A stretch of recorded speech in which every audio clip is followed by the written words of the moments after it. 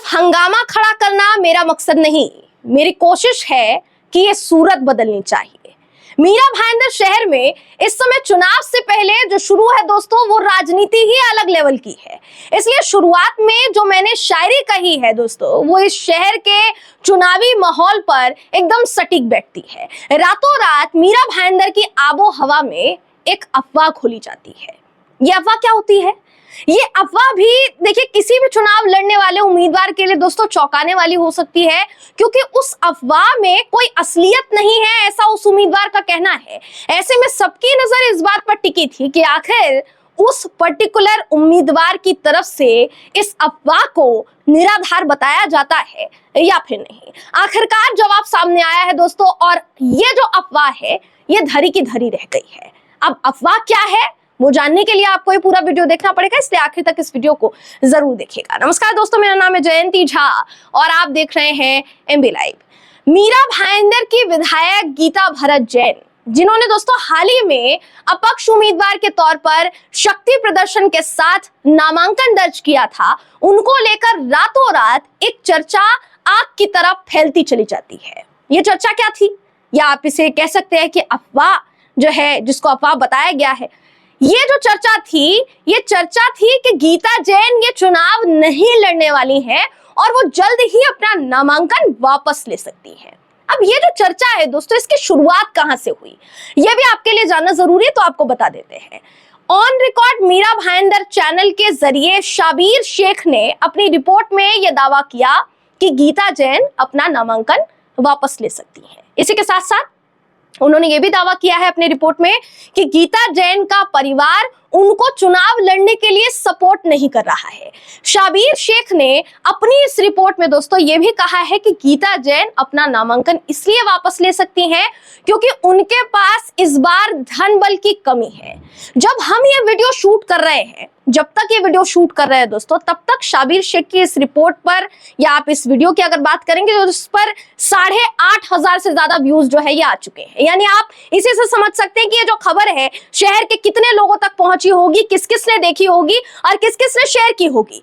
हमने शुरुआत में ही ये कहा कि शाबीर शेख की इस वीडियो के बाद सबके मन में एक ही सवाल था कि क्या वाकई सबसे बड़े शक्ति प्रदर्शन के बाद गीता भरत जैन अपना नामांकन वापस ले सकती हैं?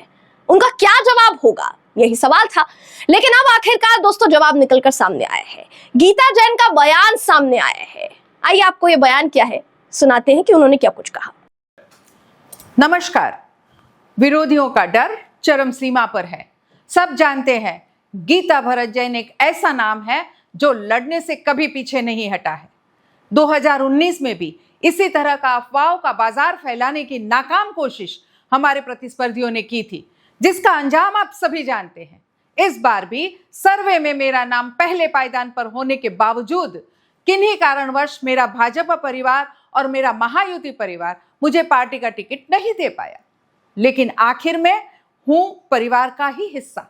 हमारी लड़ाई कभी कमल से थी ही नहीं, वो हमेशा से कीचड़ से थी। और इस बार भी माननीय प्रधानमंत्री नरेंद्र मोदी जी, वरिष्ठ नेता बावनकुले जी, मुख्यमंत्री शिंदे साहब और हमारे लाडले देवा भाऊ के आशीर्वाद से मैं ये चुनाव भले ही अपक्ष, लेकिन मीरा भाईंदर शहर के सम्मान और रक्षा के लिए लड़ रही हूँ। टिकट मिलने के बावजूद भी अफवाहें फैलाने में जिस तरह से इस शहर विरोधी रावणों में होड़ लगी है, उससे उनके पक्ष में कोई जमीनी ताकत नहीं है, यही पता चलता है। नियति ने आपको और हमें फिर एक बार दूसरा मौका दिया है इतिहास रचने का। आप और आपकी गीता सब मिलकर दोबारा इतिहास रचने जा रहे हैं और मीरा भाईंदर का रक्षा धर्म निभाने के लिए फिर एक बार यह चुनाव जीतने भी जा रहे हैं। धन्यवाद। जय हिंद, जय महाराष्ट्र, जय भारत। जी, तो ये वीडियो गीता जैन ने अपने सभी सोशल मीडिया हैंडल्स पर पोस्ट किया है। इनके इस वीडियो को इसी चर्चा से उठे सवाल का जवाब माना जा रहा है, या आप कह लीजिए कि शाबीर शेख की रिपोर्ट का जवाब जो है दोस्तों वो माना जा रहा है। ऐसे में सवाल ये उठ रहा है कि अगर गीता जैन नामांकन वापस नहीं लेने वाली हैं, जैसा उन्होंने खुद कहा है अपने वीडियो में, तो ये अफवाहों से भरा बाजार आखिर गर्म किस लिए हुआ? जिस चर्चा को गीता जैन ने महज एक अफवाह बताने का इशारा किया है, आखिर ये अफवाह क्यों फैलाई गई? गीता जैन ने अपने वीडियो में रावण शब्द का जिक्र किया, साथ ही आरोप लगाया कि उन्हें बदनाम करने के लिए सब कुछ किया जा रहा है। लेकिन इस बार फिर वो इसी ताकत के साथ चुनाव लड़ेंगे, ऐसा उनका कहना है। लेकिन जैसा हम दोस्तों हर खबर में कहते हैं कि जनता जनार्दन है, यानी आप जनार्दन है, तो आपको क्या लगता है चुनाव के लिए मतदान से पहले एक उम्मीदवार को लेकर ऐसी अफवाह फैलाया जाना, और फिर आपको ये कहां तक सही लगता है दोस्तों? क्या ये उम्मीदवार की छवि के साथ खिलवाड़ जैसा नहीं है? अगर ये खबर वाकई अफवाह है जैसा गीता भरत जैन का दावा है, तो क्या अफवाह फैलाने वालों पर कार्रवाई होनी चाहिए या फिर नहीं होनी चाहिए? क्या ये जनता को गुमराह करने जैसा स्टंट नहीं है दोस्तों? आपकी राय क्या है? कमेंट करके हमें जरूर बताइएगा। अगली वीडियो में मीरा भाईंदर के किसी ऐसी ही मुद्दे के साथ आपसे फिर मुलाकात होगी। तब तक के लिए नमस्कार।